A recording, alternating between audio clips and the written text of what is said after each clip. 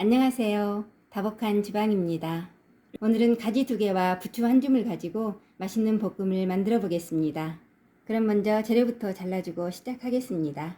가지는 자를 때 먼저 이렇게 꼭지 부분을 벌려준 다음에요. 이렇게 잘라주면은 살을 좀 더 많이 쓸 수가 있습니다.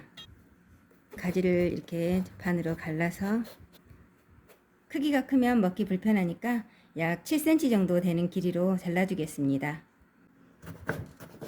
가지는 모양을 획일적으로 일정하게 자를 필요는 없습니다.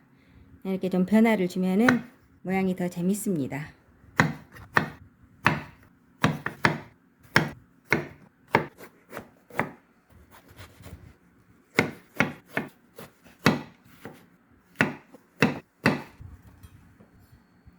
부추는 끝부분은 좀 이렇게 잘라서 한쪽에 두고요.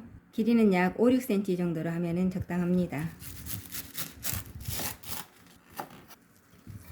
양파는 하나를 다 쓰지 않고 반만 쓰겠습니다. 양파는 약 2cm 간격으로 잘라줍니다. 이제 대파를 잘라줄 건데요. 파기름을 낼 거라서 대파는 쏭쏭 썰어줍니다.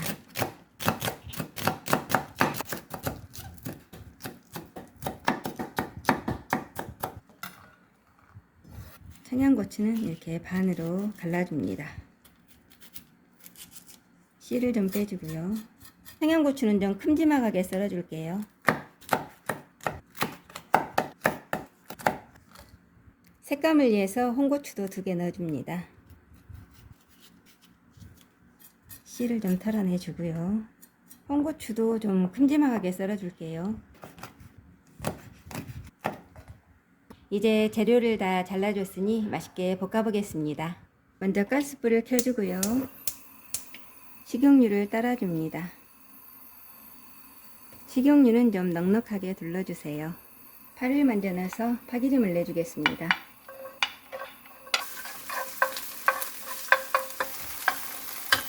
파가 어느 정도 익은 것 같으니 편썰기를 한 마늘을 넣어주겠습니다.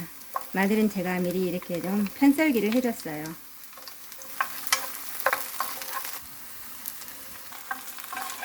파기름을 내주는 파는 갈색이 날 때까지 볶아줄 필요가 없습니다.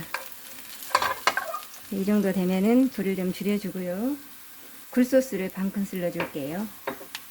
굴소스가 맛이 있긴 한데 너무 많이 넣어주면은 가지볶음이 많이 달아지니까 너무 많이 넣지 않도록 합니다. 진간장 2큰술을 넣어줄게요. 그리고 감칠맛을 위해서 멸치액젓을 1/3 큰술 넣어줍니다. 여기에 고춧가루는 넣지 않습니다. 고춧가루를 넣으면 맛이 텁텁해지기 때문에 깔끔하게 먹기 위해서 고춧가루는 뺐습니다.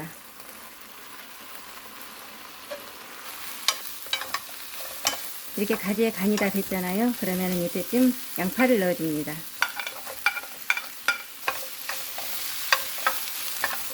이제 양파에도 간이 됐네요. 그러면은 청양고추와 홍고추를 넣어줍니다. 양파는 완전히 익힌 것보다 좀 썰컹거리는 게 맛이 더 있습니다. 좀 뒤적이다가 부추를 넣어주겠습니다. 부추를 넣기 전에 식초를 한 방울 떨어뜨려 주겠습니다. 중화풍이기 때문에요. 이렇게 넣어주면 맛이 새콤해서 정말 맛있습니다. 이제 식초가 잘 섞이도록 좀 이렇게 저어주고요. 부추를 넣어줄게요. 부추는 생으로도 먹기 때문에 숨이 죽으면 불을 꺼주겠습니다.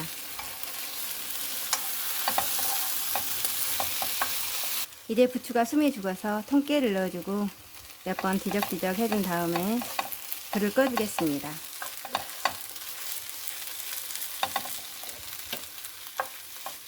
이제 맛을 한번 볼게요.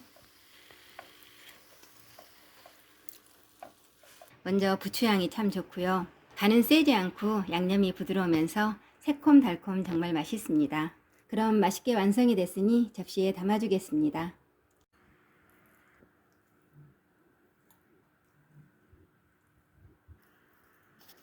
이렇게 해서 새콤달콤 아삭아삭 정말 맛있는 가지 부추 볶음이 완성이 됐습니다. 가끔 무침이 지겨우실 때 이렇게 중화풍으로 새콤달콤하게 가지볶음해서 한번 드셔보세요. 정말 맛있습니다. 그럼 마치겠습니다. 시청해주셔서 감사합니다.